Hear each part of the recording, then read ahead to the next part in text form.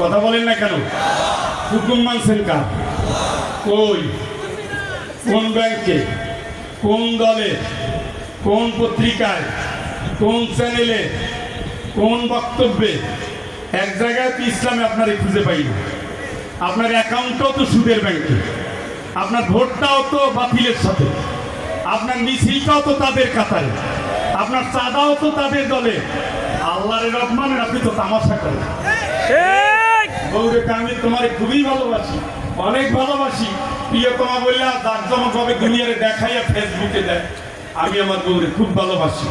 তো বউরে ভালোবাসার অভিনয় করিয়া আর একজনের হাত ধরে যখন বউর সামনে হাঁটে, এটা কি ভালোবাসা কয় না পরকিয়া কয়?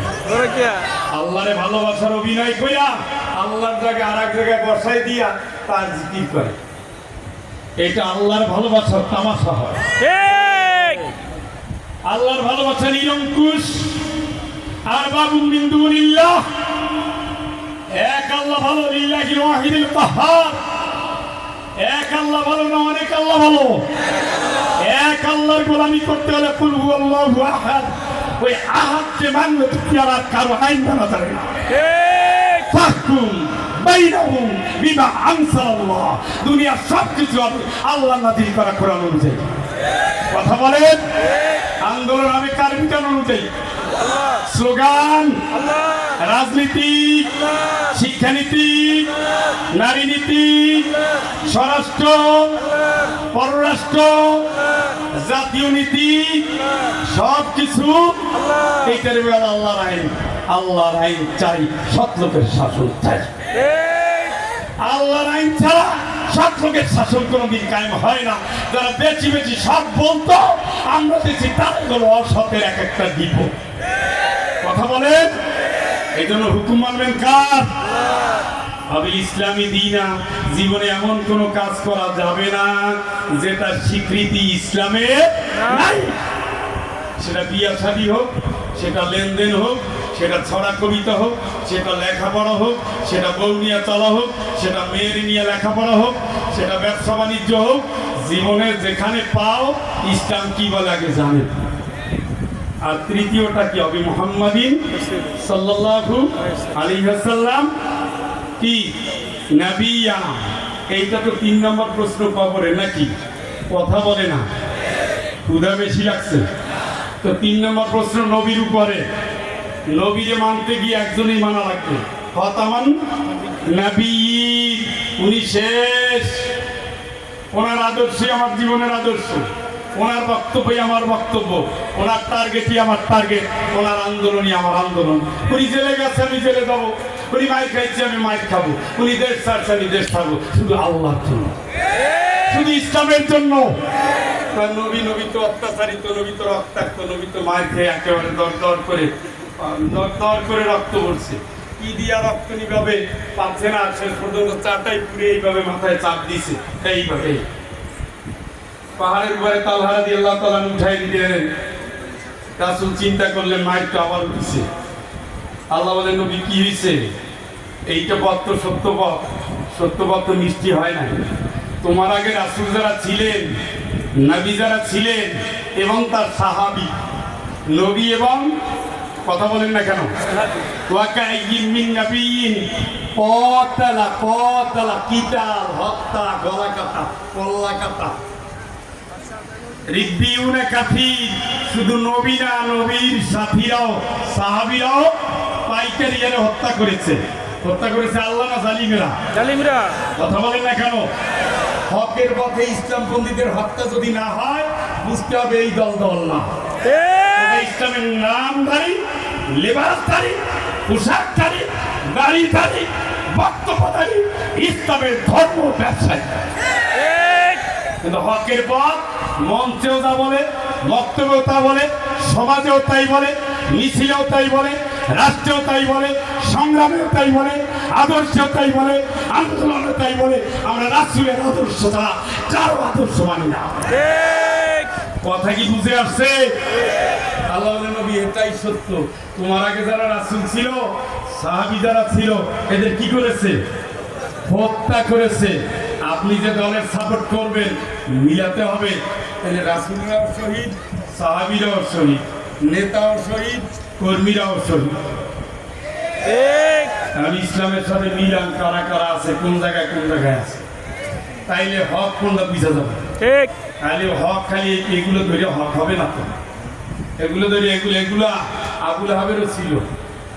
আবার আবুল আহাবের আবার গালি দিতে এখন কষ্ট লাগে।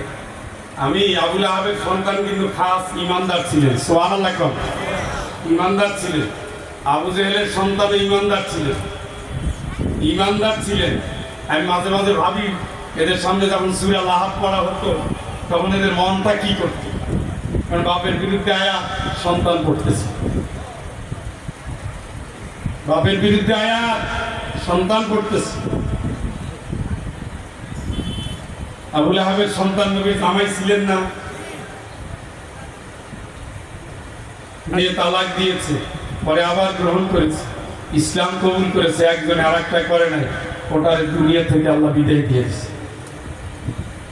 আবু জেহেলের সন্তান শেষ পর্যন্ত বিজয়ের নাকিব ছিলেন, সুবহানাল্লাহ। মুতার যুদ্ধে তার যে বীরত্ব, ইকরামা বিন আবু জেহেল, সুবহানাল্লাহ। আর আবু সুফিয়ান রাদিয়াল্লাহু তাআলা তিনি তো পরে ঈমান এনেছে। কত কষ্ট দিছে নবীরে, মৃত্যুর 2 বছর আগ পর্যন্ত জ্বালিয়েছে নবী।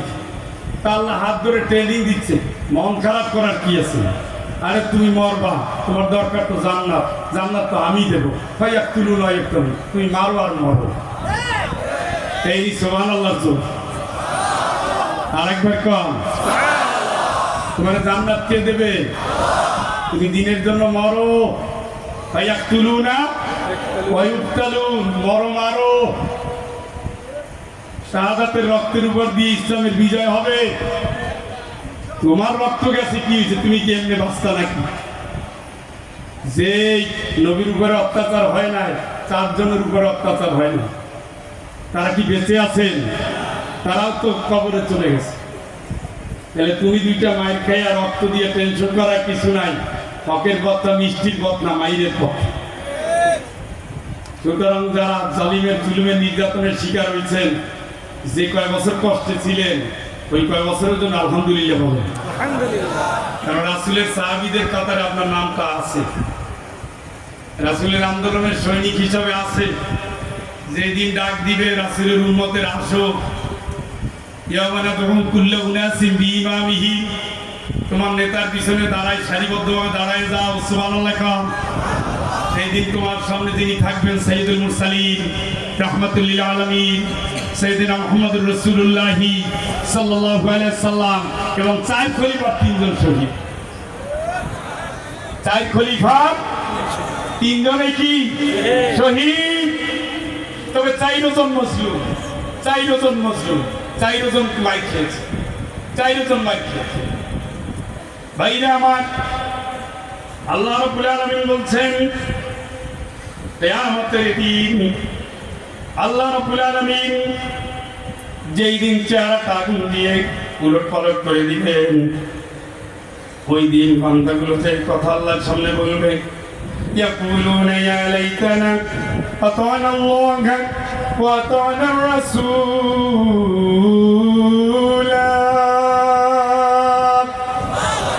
আহারে আহারে আহারে, হায় হায় হায় হায়, আফসোস আফসোস, কেন আল্লাহর গোলামি করি না, রাসূলের পথে চলি নাই। আল্লাহর গোলামি করি না, রাসূলের আদর্শ মানি নাই। আল্লাহর হুকুম মানি নাই, রাসূলের আন্দোলন করি নাই। শুনছেন নি? আফসোস করবে কোন দিন? কোন দিন? কোন দিন? কোন দিন? কাইন্দে কোনো লাভ আছে? লাভ আছে নি? হায়াত কে দিছে?